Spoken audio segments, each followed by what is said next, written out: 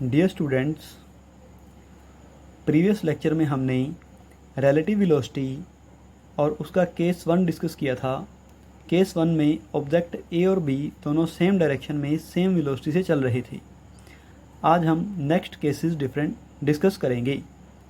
Case 2, if v B greater than v A, मतलब B object की velocity A object की velocity से ज़्यादा है,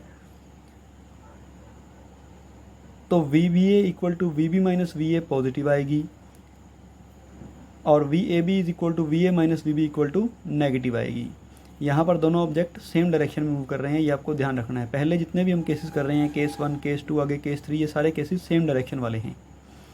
for x A naught is equal to 20 metre. मान लिया कि ए ऑब्जेक्ट की इनिशियल पोजीशन 20 मीटर है, एक्स बी नोट मतलब बी ऑब्जेक्ट की इनिशियल पोजीशन 10 मीटर है। We A equal to 5 metre per second है, v B is equal to 10 metre per second है। ए ऑब्जेक्ट की वेलोसिटी 5 मीटर पर सेकंड और B object की velocity 10 metre per second है। तो हम वी बी ए निकालेंगे तो v B minus v A मतलब 10 minus 5 equal to 5 metre per second आएगी। मतलब बी ऑब्जेक्ट हर सेकंड में ए ऑब्जेक्ट से 5 मीटर आगे चला जाता है या उससे 5 मीटर अधिक चलता है। और v A B is equal to 5 minus 10 equal to minus 5 metre per second आएगी।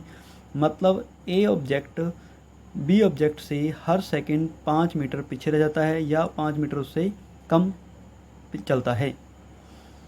Then x B t minus x A t, मतलब बी और ए की फाइनल पोजीशन मतलब टी टाइम पर पोजीशन में difference equal to x B naught minus x A naught plus v B minus v A into t. तो इसको हम solve करेंगे तो ये आ जाएगा हमारे पास -10 + 5t आफ्टर 1 सेकेंड। 1 सेकेंड बाद x B t minus x A t कितना हो जाएगा? -5 metre. That is B is behind A by 5 metre. After 2 second ये हमारे पास आएगा 0। इसका मतलब ऑब्जेक्ट ए और बी दोनों एक दूसरे के बराबर आ जाएंगे। देखो स्टार्टिंग में ही बी ऑब्जेक्ट ए से पीछे था। आप देख सकते हो कि एक्स बी नोट 10 मीटर है और एक्स ए नोट 20 मीटर है। मतलब स्टार्टिंग में ए 20 पे था और बी 10 पे था, मतलब बी पीछे था। लेकिन बी की वेलोसिटी ज़्यादा है, बी तेज चल रहा है, ए धीरे चल रहा है। तो कुछ समय बाद क्या होगा? बी ए के बराबर आ जाएगा। तो हमने यहाँ पर देखा कि 1 सेकंड बाद तो x B t minus x A t -5, मतलब बी ए से पीछे है 5 मीटर। लेकिन 2 सेकंड पर दोनों की पोजीशन का डिफरेंस 0 हो गया, मतलब बी ए के बराबर आ गया। Next, after 2 seconds B will catch object A. तो 2 सेकेंड बाद बी ऑब्जेक्ट ए ऑब्जेक्ट के बराबर आ जाएगा। और आफ्टर 3 सेकेंड दोनों की पोजीशन का डिफरेंस +5 मीटर हो गया, मतलब बी ए से आगे चला जाएगा। द पोजीशन टाइम और displacement time graph object A and B can be drawn as follow. तो अब हम टेबल बनाएंगे ए और बी की पोजीशन के लिए टाइम टी के साथ। और टेबल से अगर हम इन दोनों का पोजीशन टाइम या डिस्प्लेसमेंट टाइम ग्राफ बनाते हैं तो आप ग्राफ देख सकते हो। यहाँ पर टाइम 0, 1, 2, 3, 4 सेकेंड है। ए की पोजीशन स्टार्टिंग में 20 थी, अब वो 5 मीटर पर सेकंड की वेलोसिटी से चल रहा है।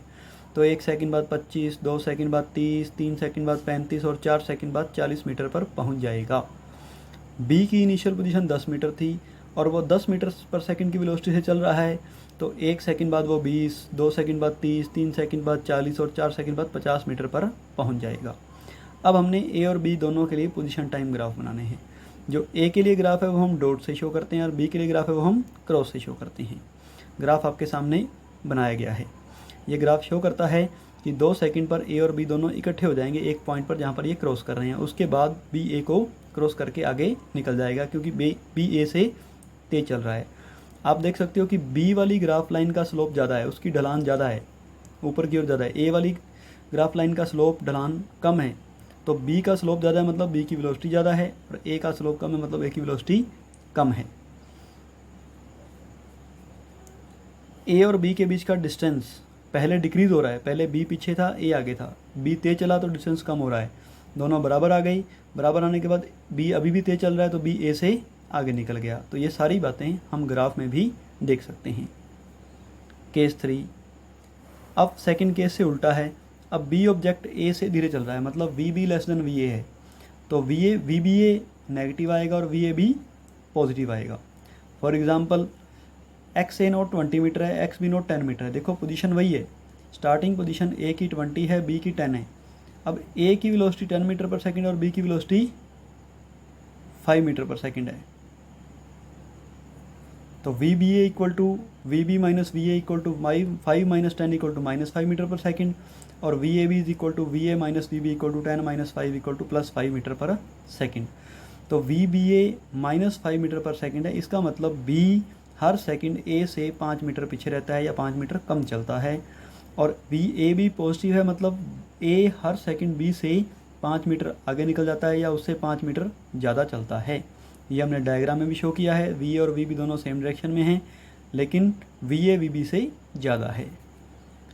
तो अगर हम इन दोनों की फाइनल पोजीशन का डिफरेंस निकालें तो x B t minus x A t आएगा, जो कि x B naught minus x A naught plus v B minus v A into t के इक्वल होता है। ये आपको पता है।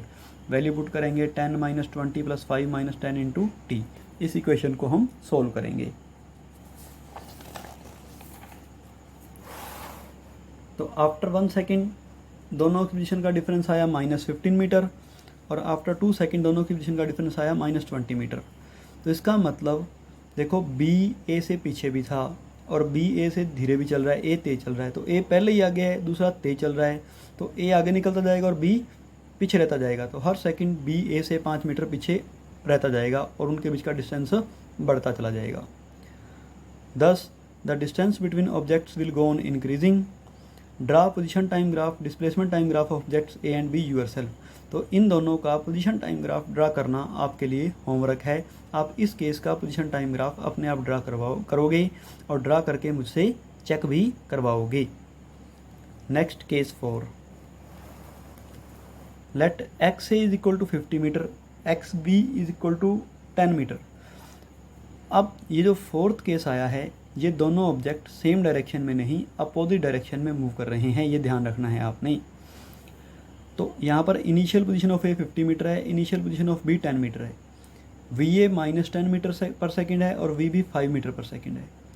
यहाँ पर आपको वी बी ए बी निकालनी है और पोजीशन टाइम ग्राफ ड्रा करना है दोनों ऑब्जेक्ट के लिए। Here velocity of A is negative but velocity of B is positive, it means 2 objects are moving opposite to each other. दोनों की वेलोसिटी का साइन अपोजिट है, मतलब दोनों की वेलोसिटी की डायरेक्शन अपोजिट है। अगर हम वी बी ए निकालते हैं तो v B minus v A, जो कि 5 minus -10 equal to 5 + 10 equal to 15 metre per second आएगी। और अगर हम वी ए बी निकालते हैं तो v A minus v B -10 -5 equal to -15 metre per second आएगी। और डायग्राम शो करता है कि दोनों ए और बी एक दूसरे की तरफ मूव कर रहे हैं, अपोजिट मूव कर रहे हैं। Here the magnitude of relative velocity is 15 metre per second which is greater than the velocity of both objects. यहाँ पर रिलेटिव वेलोसिटी जो आई है वी बी ए बी जो आई है, इसका मैग्नीट्यूड 15 मीटर पर सेकेंड है, जो कि ए और बी दोनों की वेलोसिटी से ज़्यादा है। In fact it is equal to the sum of velocity of both object. यहाँ पर रिलेटिव वेलोसिटी दोनों की वेलोसिटी के सम के इक्वल है। यहाँ पर ऑब्जेक्ट अपोजिट डायरेक्शन में मूव कर रहे हैं और रिलेटिव वेलोसिटी दोनों के सम के इक्वल है। पहले क्या था, दोनों ऑब्जेक्ट सेम डायरेक्शन में मूव कर रहे थे, तो रिलेटिव वेलोसिटी दोनों की वेलोसिटी के डिफरेंस के इक्वल थी। यहाँ पर ऑब्जेक्ट अपोजिट डायरेक्शन में मूव कर रहे हैं, लेकिन रिलेटिव वेलोसिटी दोनों के सम के इक्वल है। You may have practically observed, आपने इस चीज़ को प्रैक्टिकली ऑब्जर्व किया होगा। When 2 trains are moving opposite to each other, जब 2 ट्रेन पैरेलल ट्रैक पर अपोजिट डायरेक्शन मूव करती हैं तो एक ट्रेन में बैठे हुए पैसेंजर्स को दूसरी ट्रेन कितनी फास्ट दिखती है। ये बहुत ज़्यादा फास्ट दिखती है। बहुत ज़्यादा फास्ट दिखने का कारण है कि दोनों की रिलेटिव स्पीड बढ़ जाती है। It is the relative speed of second train respect to first train which we observe. जो स्पीड हमें ऑब्जर्व होती है वो सेकंड ट्रेन की फर्स्ट ट्रेन के रिस्पेक्ट टू रिलेटिव स्पीड होती है। द एक्चुअल वेलोसिटी या actual speed of both train is less than this velocity. दोनों की एक्चुअल वेलोसिटी इतनी नहीं होती, लेकिन रिलेटिव वेलोसिटी बहुत ज़्यादा होती है। मान लो दोनों ट्रेन्स 100 किलोमीटर पर आवर की स्पीड से चल रही हैं अपोजिट, तो एक ट्रेन में बैठे हुए पैसेंजर्स को दूसरी ट्रेन 200 किलोमीटर पर आवर की स्पीड से जाती हुई दिखेगी, बहुत तेज जाती हुई दिखेगी। ये आपने ऑब्जर्व भी किया होगा। तो यहाँ पर रिलेटिव वेलोसिटी का केस है और रिलेटिव वेलोसिटी ऐड हो जाती है जब दोनों ऑब्जेक्ट अपोजिट डायरेक्शन में मूव कर रहे होते हैं। नेक्स्ट इज, अगर हम इस केस के लिए पोजीशन टाइम ग्राफ बनाना चाहें तो आप पोजीशन टाइम ग्राफ भी बना सकते हो। टाइम है एक्स ए की पोजीशन, एक्स बी की पोजीशन हमने शो की हुई है टेबल के अंदर और दोनों के लिए ग्राफ बनाया हुआ है। ए का ग्राफ हमने डॉट से शो किया और बी का ग्राफ हमने क्रॉस से शो किया हुआ है। ए की इनिशियल पोजीशन आपको पता है 50 मीटर है और बी की इनिशियल पोजीशन 10 मीटर है। अब ए तो -10 मीटर पर सेकंड की स्पीड से चल रहा है, मतलब उसकी पोजीशन कम होती चली जाएगी, 50, 40, 30, 20, 10, 0, -10। और बी जो है वो +5 मीटर पर सेकंड की स्पीड से चल रहा है, वेलोसिटी से चल रहा है, तो उसकी पोजीशन बढ़ती चली जाएगी, 10, 15, 20, 25, 30, 35, 40 इस तरह से बढ़ती चली जाएगी। आप समझ सकते हो इस बात को। और उसके बाद हमने इन पॉइंट्स को ग्राफ में प्लॉट किया, ग्राफ पॉइंट्स को मिलाकर ग्राफ बनाया, तो ग्राफ आप देख सकते हैं। पहले दोनों के बीच का डिस्टेंस कम हो रहा है क्योंकि दोनों आमने सामने से एक तरफ आ रहे हैं, पहले डिस्टेंस कम हो रहा है, फिर वो एक पॉइंट पर दोनों एक दूसरे के बराबर आ जाते हैं, बराबर आने के बाद फिर वो एक दूसरे को क्रॉस करके आगे निकल जाते हैं। इस तरह से आप ये भी देख सकते हो यहाँ पर कि जो ए है, ए की जो ग्राफ लाइन आई है वो नेगेटिव स्लोप वाली ग्राफ लाइन आई है। आप ध्यान दो, इसका जो angle with x axis, angle of inclination वो ग्रेटर देन 90 है, तो इसका मतलब इसका स्लोप नेगेटिव है, मतलब वेलोसिटी नेगेटिव है। बी जो ग्राफ है, बी के ऑब्जेक्ट के लिए उसकी ग्राफ लाइन का angle of inclination less than 90 है, मतलब इसका स्लोप पॉजिटिव आएगा और इसकी वेलोसिटी भी पॉजिटिव आएगी। तो जो बात हमने मैथमेटिकली कही है या थ्योरी में कही है, वही बात हमें ग्राफ के अंदर या प्रैक्टिकली भी देखने को मिलेगी। ऐसा कहीं भी नहीं होगा कि थ्योरेटिकली हम कुछ और कह रहे हैं, प्रैक्टिकली कुछ और आ रहा है, या ग्राफ के अंदर कुछ और आ रहा है।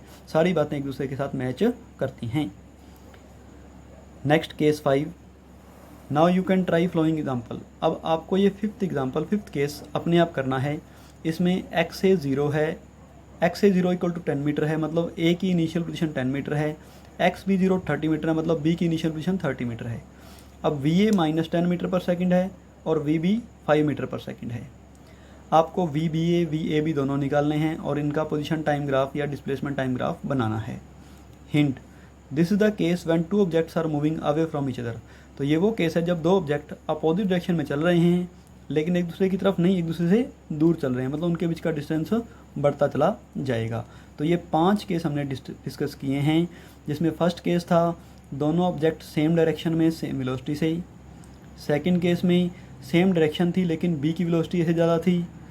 थर्ड केस में सेम डायरेक्शन थी लेकिन ए की वेलोसिटी बी से ज़्यादा थी।